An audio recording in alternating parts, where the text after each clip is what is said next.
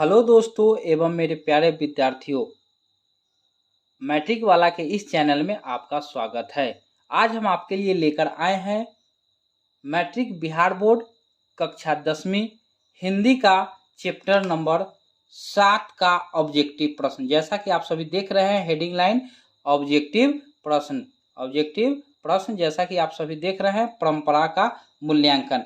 आप सभी जैसा कि जानते हैं कि हिंदी जो 100 नंबर का पूछता है उसमें से 50 नंबर केवल ऑब्जेक्टिव रहता है। इसीलिए हम आपको ऑब्जेक्टिव की तैयारी बहुत अच्छे से करा रहे हैं ताकि आपका एग्जाम में कोई भी क्वेश्चन नहीं छूटे। इस क्वेश्चन में नए क्वेश्चन और जो पुराने एग्जाम में पूछे गए हैं वह भी क्वेश्चन बताएंगे। अगर आप इस चैनल पर नए हैं तो चैनल को लाइक एंड सब्सक्राइब जरूर करें।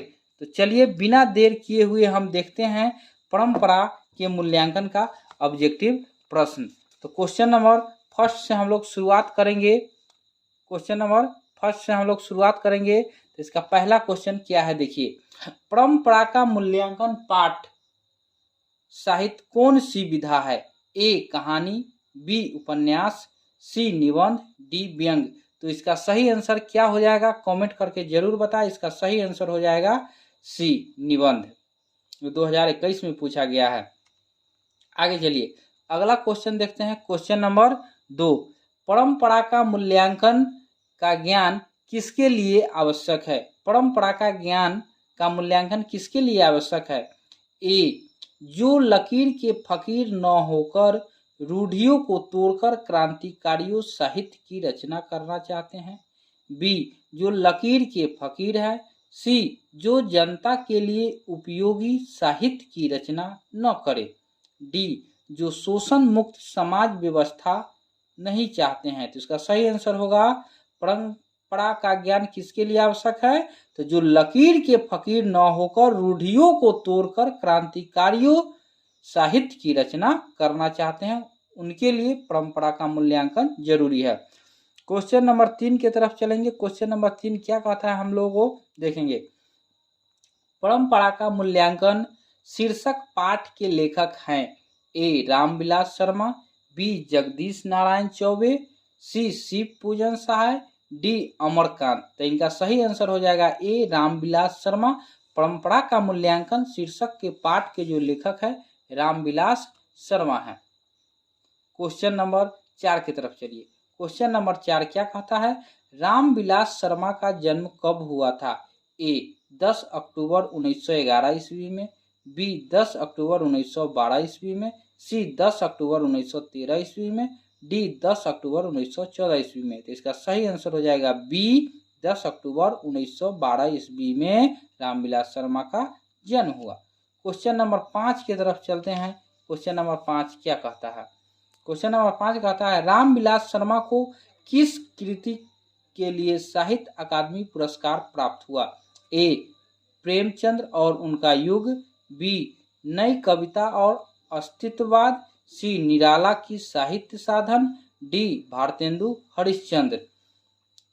तो इसका ऑप्शन हो जाएगा सी निराला की साहित्य साधन के लिए रामविलास शर्मा जी को साहित्य अकादमी पुरस्कार प्राप्त हुआ।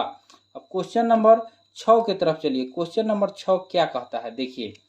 क्वेश्चन नंबर 6 कहता है रामविलास शर्मा के अनुसार साहित्य की परंपरा का पूर्ण लाभ किस व्यवस्था में संभव है? यह क्वेश्चन दूसरे तरीके से पूछेगा, भारत की राष्ट्रीय क्षमता का पूर्ण विकास किस व्यवस्था में संभव है? तो इसका सही आंसर हो जाएगा क्या? पहले ऑप्शन देखिए। ए समाजवादी व्यवस्था में, बी पूंजीवादी व्यवस्था में, सी सामंतवादी व्यवस्था में, डी आधुनिक व्यवस्था में। तो इसका सही आंसर हो जाएगा ऑप्शन नंबर ए समाजवादी व्यवस्था में संभव है। क्वेश्चन नंबर 7 की तरफ चलते हैं। क्वेश्चन नंबर 7 क्या कहता है, देखिए। निराला की साहित्य साधन के रचनाकार हैं।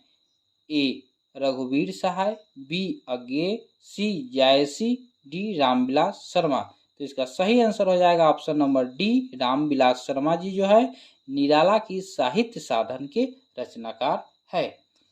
अब क्वेश्चन नंबर 8 देखिए क्या कहता है। क्वेश्चन नंबर 8 कहता है कि हिंदी में जीवनी साहित्य को एक नया आयाम दिया है। ए यतीन्द्र मिश्र ने, बी अमरकांत ने, सी रामविलास शर्मा ने, डी नलिन बिलोचन शर्मा ने। इसका सही आंसर हो जाएगा सी रामविलास शर्मा ने जीवन में साहित्य को एक नया आयाम दिया। अब क्वेश्चन नंबर 9 की तरफ चलते हैं। तो देखिए क्वेश्चन नंबर 9 आपको क्या कहता है। एक मिनट दोस्तों, क्वेश्चन नंबर 9 पर आते हैं। क्वेश्चन नंबर 9 क्या कह रहा है।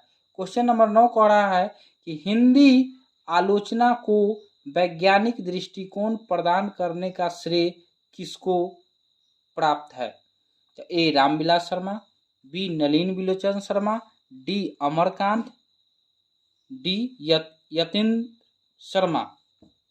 तो इसका सही आंसर क्या हो जाएगा। देखिए ए रामविलास शर्मा को जो है हिंदी आलोचना को वैज्ञानिक दृष्टिकोण प्रदान करने का श्रेय प्राप्त है। क्वेश्चन नंबर 10 की तरफ चलिए। क्वेश्चन नंबर 10 क्या कहता है। क्वेश्चन नंबर 10 कहता है हिंदी आलोचना के महत्वपूर्ण हस्ताक्षर डॉक्टर रामविलास शर्मा कहाँ हुआ। ए बदरघाट पटना, बी उन्नाव उत्तर प्रदेश, सी बलिया उत्तर प्रदेश, डी दुर्ग छत्तीसगढ़। तो इसका सही आंसर हो जाएगा बी उन्नाव उत्तर प्रदेश में। क्वेश्चन नंबर 11 की तरफ चलिए। क्वेश्चन नंबर 11 आपका क्या कहता है। साहित्य के विकास में प्रतिभाशाली मनुष्य की तरह और किनकी विशेष भूमिका होती है। ए संस्कृति की, बी धर्म की, सी अध्यात्म की, डी जन समुदाय और जातियों की। इसका सही आंसर हो जाएगा ऑप्शन नंबर बी धर्म की। क्वेश्चन नंबर 12 की तरफ चलते हैं। क्वेश्चन नंबर 12 क्या कहता है। लेखक रामविलास शर्मा के गांव का क्या नाम था। ये 2021 में पूछा है। इस वर्ष के लिए वेरी इंपॉर्टेंट प्रश्न है। ए उचगा सानी, बी उचगांव सानी, सी उचका गांव सैनी, डी ऊंचा गांव सैनी। तो इसका सही आंसर हो जाएगा बी उचगांव सानी में लेखक रामविलास शर्मा का गांव का नाम था। क्वेश्चन नंबर 13 देखिए। जारशाही में थी, जारशाही डैश में थी। ए सोवियत रूस, बी फ्रांस, सी नेपाल, डी चीन। तो इसका सही आंसर हो जाएगा ऑप्शन नंबर ए जारशाही सोवियत रूस में थी। क्वेश्चन नंबर 14 देखिए। कला का पूर्णतः निर्देश होना एक दोष क्यों माना जाता है। ए क्योंकि कला निर्दोष होती है, बी क्योंकि कला के विकास में प्रगतिशील मनुष्य की भूमिका होती है, सी क्योंकि ऐसे कला निर्जीव होती है, डी क्योंकि श्रेष्ठ कृतित्व में दोष नहीं होता। तो इसका सही आंसर होगा option number D. Question number 15 की तरफ चलिए। बिना देर किए हुए। प्रगतिशील साहित्य का संबंध है। ए बौद्ध दर्शन से, बी वेदांत दर्शन से, सी मार्क्स के विचार से, डी इनमें से कोई नहीं। तो इसका सही आंसर हो जाएगा ऑप्शन नंबर डी इनमें से कोई नहीं। क्वेश्चन नंबर 16 की तरफ चलिए। क्वेश्चन नंबर 16 कहता है सोवियत संघ के लोग हिटलर विरोधी संग्राम को किस तरह संग्राम की संज्ञा देते हैं। ए महान राष्ट्रीय संग्राम, बी राजनीतिक संग्राम, सी धार्मिक संग्राम, डी सामाजिक संग्राम। तो इसका सही आंसर रहेगा ऑप्शन नंबर ए महान राष्ट्रीय संग्राम। क्वेश्चन नंबर 17 की तरफ चलते हैं बिना देर किए हुए, जो कि 2021 में पूछा गया है। इस वर्ष के लिए भी इम्पोर्टेंट हो सकता है। भौतिकवाद का अर्थ भाग्यवाद नहीं है किस निबंध की पंक्ति है। ए नागरी लिपि, बी परंपरा का मूल्यांकन, सी श्रम विभाजन और जाति प्रथा, डी नाखून क्यों बढ़ते हैं। तो इसका सही आंसर हो जाएगा बी परंपरा का मूल्यांकन। क्वेश्चन नंबर 18 की तरफ चलते हैं बिना देर किए हुए। राष्ट्र के गठन में इतिहास का कौन सा प्रवाह बहुत बड़ी निर्णायक शक्ति है। ए विच्छिन्न प्रवाह, बी अविच्छिन्न प्रवाह, सी लौकिक प्रवाह, डी अलौकिक प्रवाह। तो इसका सही आंसर हो जाएगा सी लौकिक प्रवाह। लौकिक प्रवाह जो है राष्ट्र के गठन के इतिहास में बहुत बड़ी निर्णायक शक्ति है। क्वेश्चन नंबर 19 और इस चैप्टर का लास्ट। द्वंद्वात्मक भौतिकवाद मनुष्य की चेतना को आर्थिक संबंधों से प्रभावित मानते हुए उसकी सापेक्ष स्वाधीनता स्वीकार करता है। यह पंक्ति किस शीर्षक पाठ की है?